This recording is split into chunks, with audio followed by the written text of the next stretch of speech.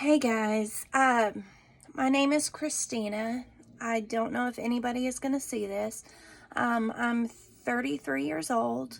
I'm a mother of two awesome boys. I have a great fiance, pretty good life. I have a career that I really enjoy. I am also a student, working on my bachelor's degree. I have quite a bit of things going on in my life, and I am suffering emotionally and just mentally in silence. 10 years ago, I was diagnosed as having bipolar 2. I have, I guess, bipolar depression. I go through a lot of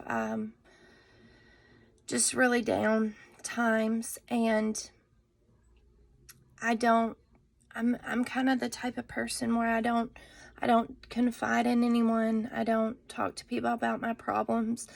I just, kind of suffer in silence and try to pretend like everything's okay when it's not. And I'm kind of getting to the point to where I just don't know if I can continue to pretend anymore. I'm not suicidal. I don't want anybody to see this video and, call the cops or, something like that.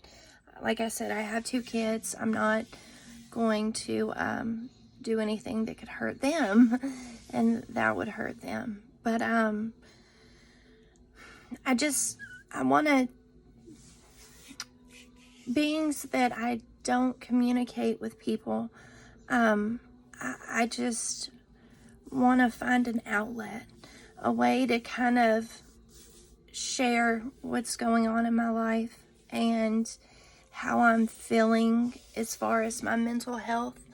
And I feel like I can't do that with, I could do that with people in my life, but I can't. I don't know how. And I don't want anybody feeling sorry for me. I don't want anybody worried about me. So I just pretend like everything is okay all the time. And it's hard to pretend, or it's getting really hard to keep pretending. So hopefully this will be, some kind of positive outlet to where maybe I can, talk to people who also have the same problems as me, and, maybe share some of the things that help you. And I can do the same.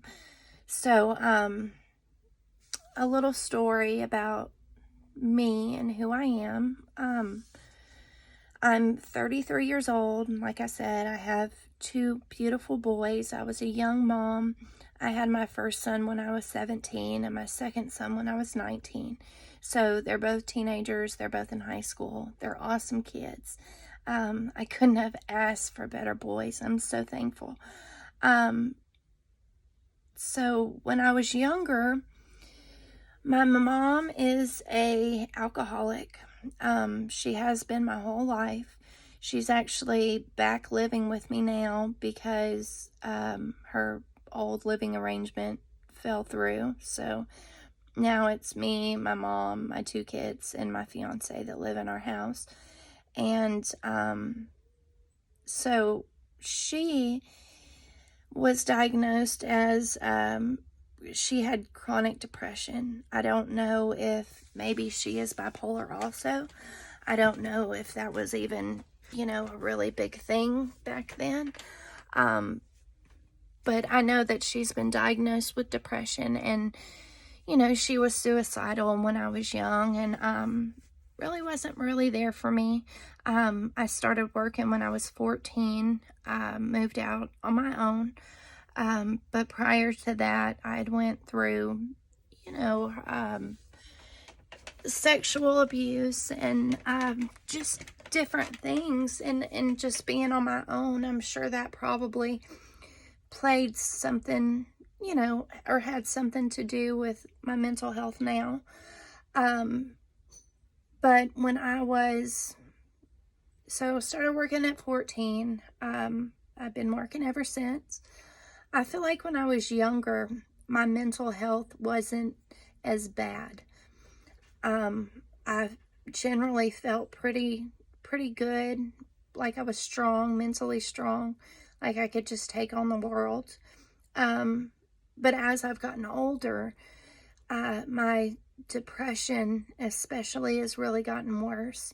And I'm not sure why. I don't know how bipolar works. I don't know if you're born bipolar and, it's just something that's always with you, or if it's something that happens, along the way. But about 10 years ago, I had gotten married and I wasn't in a good relationship. So I started going to a psychiatrist, and that's when I was initially diagnosed as bipolar 2. So, and the way back then, he diagnosed me based on my actions. Like, I have times when I feel like I could conquer the world and I have so many great ideas and I just know that I'm going to be successful and there's nothing that can stop me. And then there's other times when it's like I just hit a wall and I can't function. I get irritable. I get really sad. I don't want to get out of bed. I cry. I look for problems that aren't there. I just think negative. I talk myself out of doing things that I want to do because I feel like I'm not good enough, or I struggle with my body image.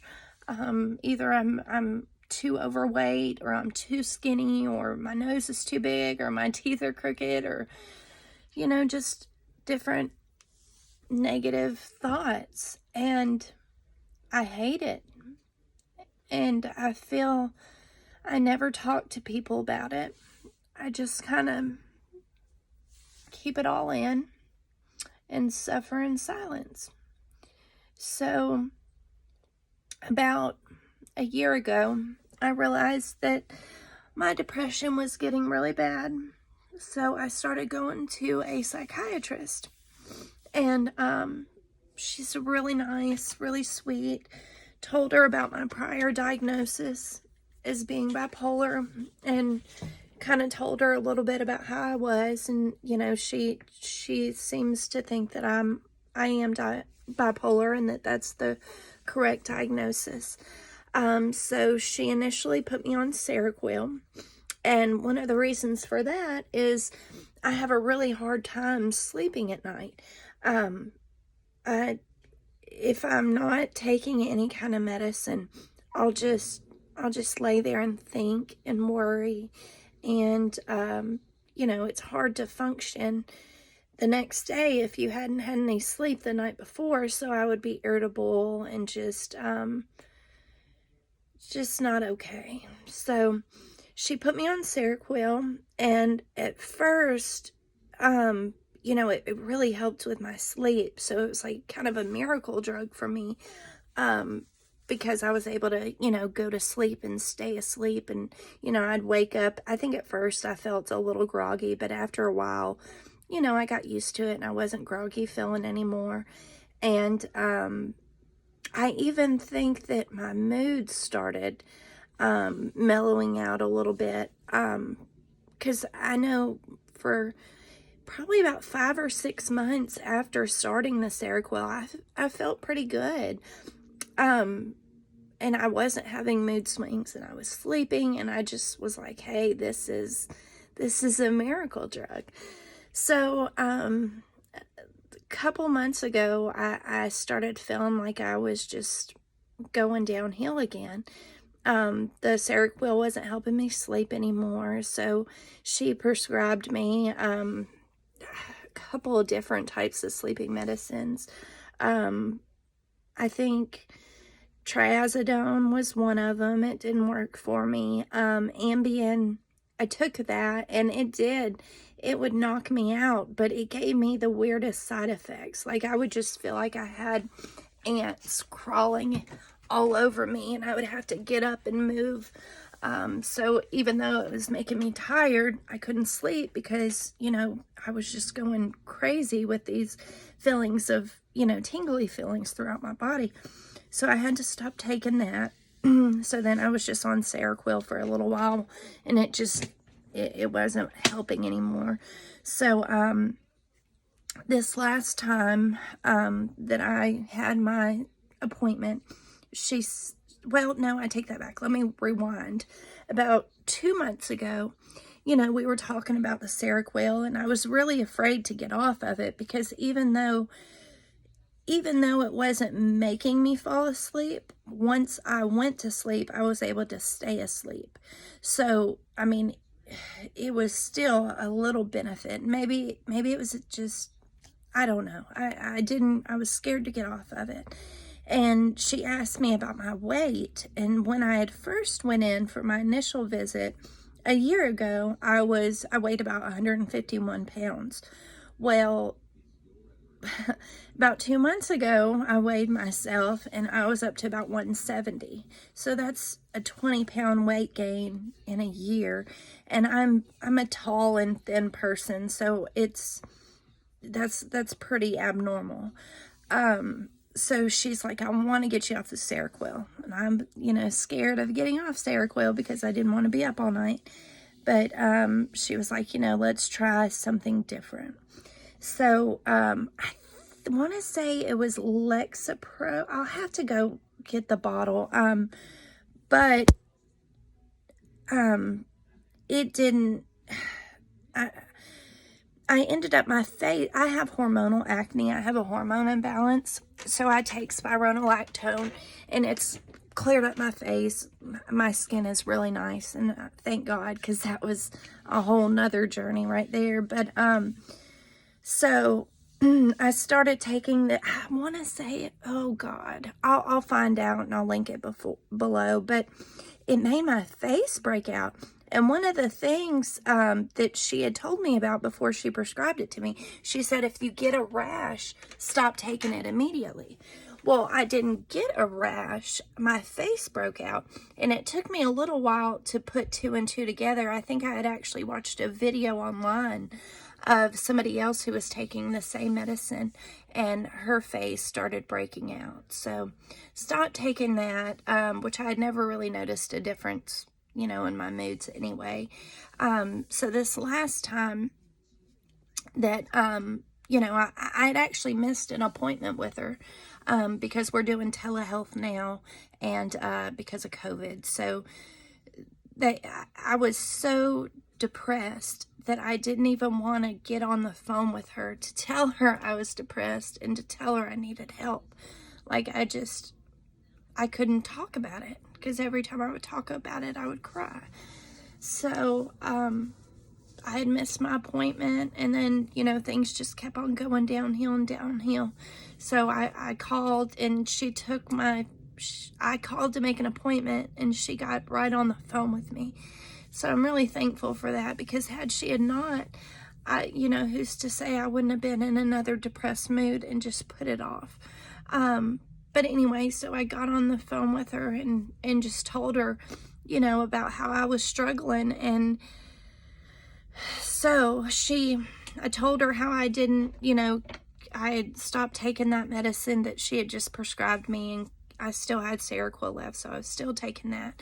And like I said, that was kind of my crutch, because I could, I felt like if I could just fall asleep, I could sleep through the night. So anyway, she got on the phone with me. I started talking to her about it, and she wants me off the Seroquel. So she prescribed me Restoril and Latuda.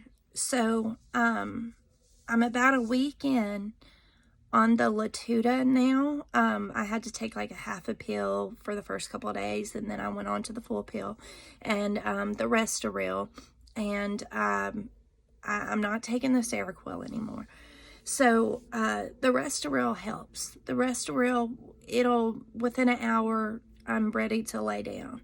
And so far, I've been able to sleep through the night. So that's good. But as far as my mood swings and my depression, I don't know that it's helping for that. I don't know how long it takes to help. But I know that I've had a really, really bad last week. I've been so depressed. All I want to do is stay in bed. I'm really aggravated.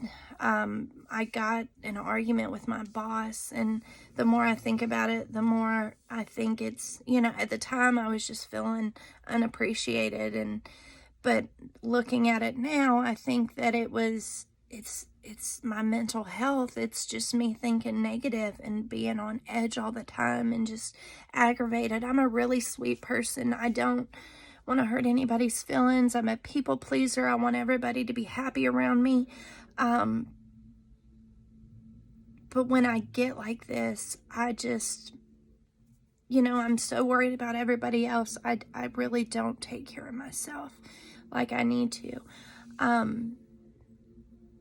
So yeah, I guess because I don't know how to communicate with the people I love and tell them what's going on. Like my boss, he doesn't know. I love my boss. He is one of my favorite people in the world. He doesn't know that I'm struggling with my mental health. My best friend, she doesn't know. Nobody knows I'm bipolar. My fiance kind of knows, but I don't really talk about it. My kids don't know. I don't know. It's almost like I can't communicate with people because I feel like they won't care. I feel like I'm just wasting my time, and I just want everybody to just think that I'm okay, and I'm just not okay at all. So I guess my hope with posting this is that maybe other people are going through the same thing. Maybe you can give me some kind of, maybe you have experience with the medicine. Maybe you don't think medicine is good at all. Maybe you have other ways of coping. I just would like to know. I know that I need to be able to vent, and I need to be able to communicate and get some of this stuff off my chest. I just don't know how. And so I'm going to post this video, and if anybody sees it and is maybe going through the same thing that I am, reach out to me. I want to talk to you. I want to talk about what's going on. I just don't want to talk about it with the people that are in my life because I don't want anybody to worry about me. I'm the one that's always taking care of everybody, and I can't take care of myself right now, and I'm just really, really struggling. So I guess I'm going to go ahead and end this video, and I'm going to post it, and we're going to see what happens. But yeah, I really appreciate anyone for listening.